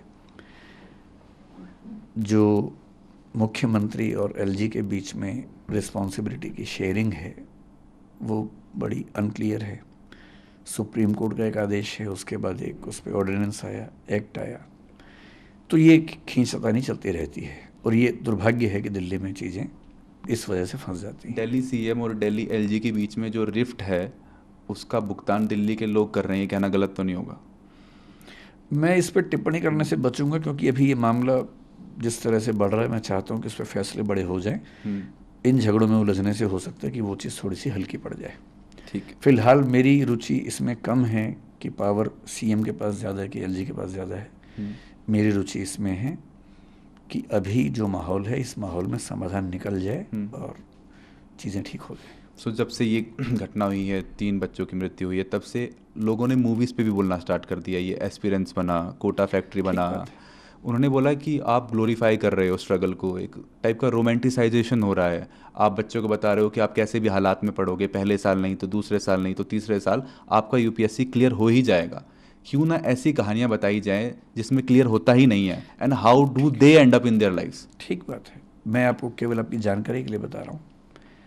मैं जब भी बच्चों की क्लास लेता हूँ, आमतौर पे पहले 1 महीने में एक क्लास के लिए जाता हूँ, ओरिएंटेशन क्लास के लिए। जनरली मैं बच्चों को हर बार ये स्पष्ट करता हूँ कि 12 लाख लोग फॉर्म भरेंगे, 5 लाख प्रीलिम्स देंगे, 1 लाख सीरियस होंगे, उनमें से 1000 का होगा। गारंटी बिल्कुल नहीं है। और यदि कोई इंस्टीट्यूट ये कहता है कि वो करवा ही देगा, तो सवाल है कि उसका खुद का क्यों नहीं हुआ। मतलब मेरा ही प्रॉपर IAS तो नहीं हुआ, LID हुआ। तो ये तो झूठ बात। दूसरी बात रही फिल्म की, अगर आपका इशारा उस फिल्म की तरफ है जिसके साथ मैं जुड़ा हुआ था, वो फिल्म मेरे दिमाग का हिस्सा नहीं थी। 2 व्यक्तियों के जीवन पर उनके एक मित्र ने उपन्यास लिखा जो कि मेरे स्टूडेंट थे। एक बड़े प्रोड्यूसर डायरेक्टर ने उस पर फिल्म बनानी चाहिए। स्क्रिप्ट पे 2 साल काम करने के बाद मुझे कंसल्ट किया गया और मैंने मैत्री भाव से कंसल्टेशन उसमें दी। इतना ही मामला है। मतलब मेरा मानना है कि दोनों तरह की कहानियाँ ज़रूरी हैं। कुछ लोगों ने स्ट्रगल करके अचीवमेंट हासिल की इसकी भी, और कुछ लोग स्ट्रगल करके नहीं अचीव कर पाए तो उन्होंने ज़िंदगी कैसे गुजारी इसकी भी कहानी आनी चाहिए। दोनों कहानियाँ ज़रूरी हैं। सर, हम फायर NOC की बात कर रहे थे, हम बात जी। कर रहे थे कि फ्लडिंग भी हो सकती है, फायर NOC भी लेने चाहिए, लेकिन अर्थक्वेक का क्या? एकदम आ सकता है। और अर्थक्वेक आया तो 2 3 4 नहीं 400 500 जाने जा सकती आज है। ही LG की मीटिंग के बाद एक वरिष्ठ सिविल सेवक, वहीं उनसे मेरी बात चल रही थी, दिल्ली में ही काम करते हैं, बहुत सीनियर सिविल सर्वेंट हैं। उन्होंने मुझसे अनौपचारिक बातचीत चल रही थी मैत्री वाले भाव से। उन्होंने मुझसे जो बात कही, जो बात हम समझते हुए, उन्होंने कहा कि ये वाटर वाली बात, फायर वाली बात पे हमारा फोकस है क्योंकि ये दिक्कतें दिख रही हैं, दूर होनी चाहिए। लेकिन जिस दिन दिल्ली में बड़ा भूकंप आ गया, उन्होंने कहा कि पूरी दुनिया में ऐसी त्रासदी नहीं हुई होगी जितनी यहाँ होने वाली है। और मैं फिर आपसे एक बात कह रहा हूँ, अभी कोचिंग इंस्टीट्यूट्स घेरे में हैं तो बात चल रही है। मैं आपको कुछ और बातें बताता हूँ, उन पर भी फोकस कर लीजिए थोड़ा सा। दिल्ली में ऐसे हज़ारों रेस्टोरेंट्स होंगे जिनमें जाने का एक रास्ता है, जहाँ खूब खाना पीना भी है, ड्रिंक्स भी हैं, अल्कोहल तो बहुत जल्दी आग पकड़ता है। एक रास्ता है। शाम के समय जो कम उम्र के बच्चे हैं, 80 100 150 बच्चे वहाँ पर होते भी हैं, डांस भी कर रहे होते हैं, कभी कभी स्मोक भी कर रहे होते हैं। एक चिंगारी कभी लग गई तो क्या होगा, आपको अंदाजा है इस चीज़ का? इसके अलावा दिल्ली में पिछले 3 या 4 बड़े फायर इंसिडेंट्स को ध्यान से याद कीजिए। कोचिंग इंस्टीट्यूट में एक हुआ जिसमें किसी की मृत्यु नहीं हुई थी पिछले साल। उसके पहले नरेला में एक इंसिडेंट हुआ। नरेला में हुआ या मतलब उपहार सिनेमा भी हुआ। उपहार तो बहुत पहले की बात हो गई। उसके बाद पिछले 4 साल में, 5 साल में 2 इंसिडेंट्स हुए जिनमें करीब 30 40 से ज़्यादा व्यक्तियों की जान गई। पर क्योंकि वो मजदूर थे इसलिए उनकी बात बहुत ज़्यादा उठी नहीं, किसी ने की नहीं उनकी बात, क्योंकि वो एक ऐसी बिल्डिंग में सो रहे थे, एक ही रास्ता था और नीचे से आग लग गई। जो अभी हाल ही में भारत के बाहर भी घटना घटी, बहुत से भारतीयों की जान गई जिसमें। अर्थक्वेक बहुत बड़ी त्रासदी होगा। फायर, फ्लड से ज़्यादा फायर की चिंता हमें आमतौर पर लगती है क्योंकि फायर दिल्ली में होने का खतरा ज़्यादा होता है। और पुराने जो बाज़ार हैं, चांदनी चौक हो, कोई बाज़ार हो, छोटी छोटी गलियों में जब आप ऊपर चढ़ते हैं एक दुकान में जहाँ 1 लाख साड़ियाँ टंगी हुई हैं, जहाँ 50 सैकड़ों महिलाएं साड़ी खरीद रही हैं, भगवान ना करे कभी कुछ हुआ तो क्या होगा? बहुत सारे प्रश्न हैं। दिल्ली का विकास बहुत सिस्टमेटिक सिटी के रूप में नहीं हुआ, चंडीगढ़ की तरह से नहीं हुआ है। 1962 के मास्टर प्लान में उन पुराने इलाकों को एग्जम्पशंस दी गई हैं ताकि वहाँ बिजनेस हार्म ना हो। एग्जम्पशन तो ठीक है, बिजनेस इंटरेस्ट में है, लेकिन जब आग लगती है तो वो एग्जम्पशन नहीं देती है। तो मैं जो विनम्र निवेदन करना चाह रहा हूँ कि ऐसा नहीं है कि बारूद के ढेर पर सिर्फ कोचिंग इंस्टीट्यूट्स बैठे हैं, पूरी दिल्ली बैठी है। बहुत कम ऐसे संस्थान हैं, स्कूल है, कॉलेज है, यूनिवर्सिटी है, अस्पताल है, उनको ज़मीन मिलती है। मीडिया हाउसेस को ज़मीन मिल जाती है, बाकी लोगों को ज़मीन नहीं मिलती है। कोचिंग इंस्टीट्यूट को सरकार ज़मीन नहीं देती है, उनको खुद खरीदनी होती है, खुद रेंट पे लेना होता है, महंगे रेंट पे लेना होता है। फिर हर डिपार्टमेंट के साथ कम से कम ये ध्यान रखना होता है कि छोटी सी बात पे कोई हमला ना हो जाए। तो पक्ष सबका है, उनका भी है, और अच्छी बात है कि अगर हम एक स्थायी समाधान की ओर बढ़े, मुझे उम्मीद है कि इस बार कुछ ना कुछ स्थायी होगा। सर फैमिलीज़ भी ये न्यूज़ देख रही हैं, सोशल मीडिया पे हैं, वो भी देख रही हैं कि कैसे घटना सब कुछ हुआ, 3 बच्चों की जान गई। पेरेंट्स को आप क्या मैसेज देना चाहेंगे जो अपने बच्चों को भेजते हैं दिल्ली पढ़ने के लिए, बंगाल से, यूपी से, हरियाणा से, कि सब जाओ जगह से, पढ़ो? जैसे ये जो बच्चे थे, निविन केरल से था, हम्म। ये जो तान्या बच्ची है वो तेलंगाना से, उसके एक पेरेंट्स यूपी से, अभी थे हाँ। शायद, एक यूपी से बच्ची है। हम्म। मैं पेरेंट्स से ये कहना चाहूँगा कि जब वो आए दिल्ली में, चाहे हमारे पास आए चाहे कहीं भी जाए, हम्म। केवल ये ना देखें कि इंस्टीट्यूट कितना अच्छा है, टीचर्स कितने अच्छे हैं, साथ में थोड़ा सा ये भी देखें कि सेफ्टी के प्रोविज़न्स कितने वहाँ पर हैं। खुद जाके देखें, क्लासरूम के अंदर जाके देखें। एक सिंपल सी कसौटी मैं आपको दे रहा हूँ। सबसे पहले हर पेरेंट और हर बच्चा जब भी किसी क्लासरूम में जाए, ये ध्यान से चेक कर ले कि अगर कोई दिक्कत हुई तो निकलने की संभावना है या नहीं। मैं सामान्य भाषा में कहूँ तो कम से कम 2 एग्जिट हैं या नहीं। बहुत बेसिक सा क्राइटेरिया है। मैं जानता हूँ कि ये कहने के बाद बहुत सारे इंस्टीट्यूट मुझसे नाराज़ हो जाएंगे, वो मुझे शायद बिरादरी से बाहर कर देंगे, लेकिन मैं साफ कह रहा हूँ, जिस क्लासरूम में, बिल्डिंग में निकलने के 2 रास्ते ना हों, 2 या 2 से ज़्यादा, वहाँ आपको क्लास नहीं करनी चाहिए। अगर वो हमारा भी है तो हमारे पास भी नहीं करनी चाहिए। और अब से एक नई बात यह है कि बेसमेंट, तो हम अभी ये सुनिश्चित करेंगे कि, मतलब बाकी राज्यों में बेसमेंट को लेके ऐसे कठोर नियम शायद नहीं है, लेकिन हम कोशिश करेंगे कि हर जगह इस नियम को लागू करें। सर आपने जो प्रेस रिलीज थी वो जारी की, उसमें आपने एक सुझाव भी दिया कि सरकार दिल्ली में 3 से 4 क्षेत्रों को चुनकर उन्हें कोचिंग स्थानों के लिए नियत करे। इस पे भी बात हुई एलजी साहब आज के बात साथ हुई। आपकी? नरेला के लिए जो डीडीए के वाइस चेयरमैन हैं शुभाशीष पंडा जी, उन्होंने बात आज भी रखी, और वो कह रहे हैं कि वहाँ पर हज़ारों की संख्या में घर तैयार हैं। जो कोचिंग इंस्टीट्यूट बनाने की बात है, हम आपको लैंड भी दे सकते हैं अगर आप कहेंगे, तो हम ऐसे बिल्डर से बात करेंगे जो आपको बना के दे देंगे। तो वो, मतलब अब देखते हैं कि कितना व्यावहारिक सब लोग स्वीकार कर पाते हैं, लेकिन एक प्रस्ताव तो दिया। उन्होंने रोहिणी की बात भी की, पर ये कहा कि रोहिणी में हमारे पास बने बनाए फ्लैट्स नहीं हैं, तो हमें उसमें थोड़ा सा टाइम लगेगा, लेकिन 1 से 1.5 साल में उम्मीद है कि कहीं ना कहीं एक ऐसा हब बन जाएगा। एक डेथ्स को भी लेकर सर काफ़ी सवाल उठ रहे हैं कि 3 स्टूडेंट्स नहीं थे, 3 से ज़्यादा थे, और कहीं ना कहीं मौतों को छुपाया जा रहा है। फिर एक इसका काउंटर आर्ग्यूमेंट ये भी आता है कि भाई जो लोग मरे हैं, जो बच्चे मरे हैं, स्टूडेंट्स मरे हैं, उनके पेरेंट्स और फैमिली सामने नहीं आ रहे हैं। दरअसल जब मुखर्जी नगर में ऐसा हुआ पिछले साल, आग जब लगी, तो उस दिन भी ऐसा हुआ, अफवाह फैल गई कि शायद 15, 20, 30 बच्चों की डेथ हुई है और सरकार छिपा रही है। सरकार का पक्ष था कि डेथ एक की भी नहीं हुई है। तो मैं, क्योंकि मतलब मेरे बहुत सारे स्टूडेंट्स प्रशासन में हैं, तो मैंने दिल्ली की पुलिस में काम करने वाले एक वरिष्ठ अधिकारी को, जो इस मामले को समझ भी रहे थे, उनसे बात की।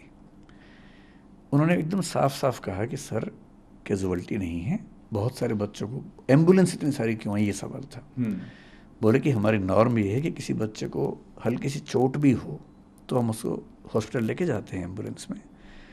और मैंने उनसे निवेदन किया, मैंने कहा आप एक काम करो, बच्चों को ऐसा लग रहा है कि उस बिल्डिंग के अंदर बहुत सारी लाशें हैं, आप हो सके तो एक बार बिल्डिंग के अंदर जाके उनको दिखा दो, 2, 4, 5 बच्चों को ले जाके। उसके बाद शायद उन्होंने ऐसा किया, एमपी साहब हमारे जो थे मनोज तिवारी, उनको भी शायद दिखाया, कुछ बच्चों को शायद दिखाया गया। धीरे धीरे ये रूमर शांत हुआ। यहाँ की जो बात है, मेरा बच्चों से कहना ये है कि अगर उनको निश्चित तौर पर ऐसी जानकारी है तो उन बच्चों का नाम बताएं जो मिसिंग हैं, जिनकी डेथ की बात है। जैसे मैंने आज ही कहीं पढ़ा कि एक बच्चे को मिसिंग बताया गया, वो बच्चा आज सामने आया कि मैं उस दिन वहाँ पर नहीं था, शायद नारायणा में कहीं रहता है बच्चा। तो क्योंकि जब बच्चे निकले होंगे, कुछ बच्चे घायल होंगे, उनको लेके हॉस्पिटल गए होंगे, तो ये सीधी सी बात है, उस समय सबको ऐसा लगता है कि जितने लोग जा रहे हैं वो सब डेड बॉडीज़ हैं और बच्चों की चिंता लाजमी है। लेकिन अगर ऐसा एक भी नाम है जिसमें उनको डाउट है, वो नाम बताएं, उनके पेरेंट्स सामने हैं, और जैसे ही कोई बच्चा सामने, मतलब बच्चे का नाम सामने आएगा, पेरेंट्स सामने आएंगे, तो सरकार को जवाब देना पड़ेगा। प्रशासन को लेकर जो मेरी अपनी समझ है वो ये है कि दिल्ली जैसे शहर में पब्लिक आई के बीच में होते हुए इतना आसान नहीं है छिपाना, लेकिन अगर शक है बच्चों को तो नाम बताना चाहिए, इन्वेस्टिगेशन होनी चाहिए इसकी। सर एक नीलेश नाम का यूपीएससी एस्पिरेंट और था, उसकी कुछ दिन पहले जान चली गई थी करंट लगने की वजह से। अभी 3 बच्चों की जान चली गई है।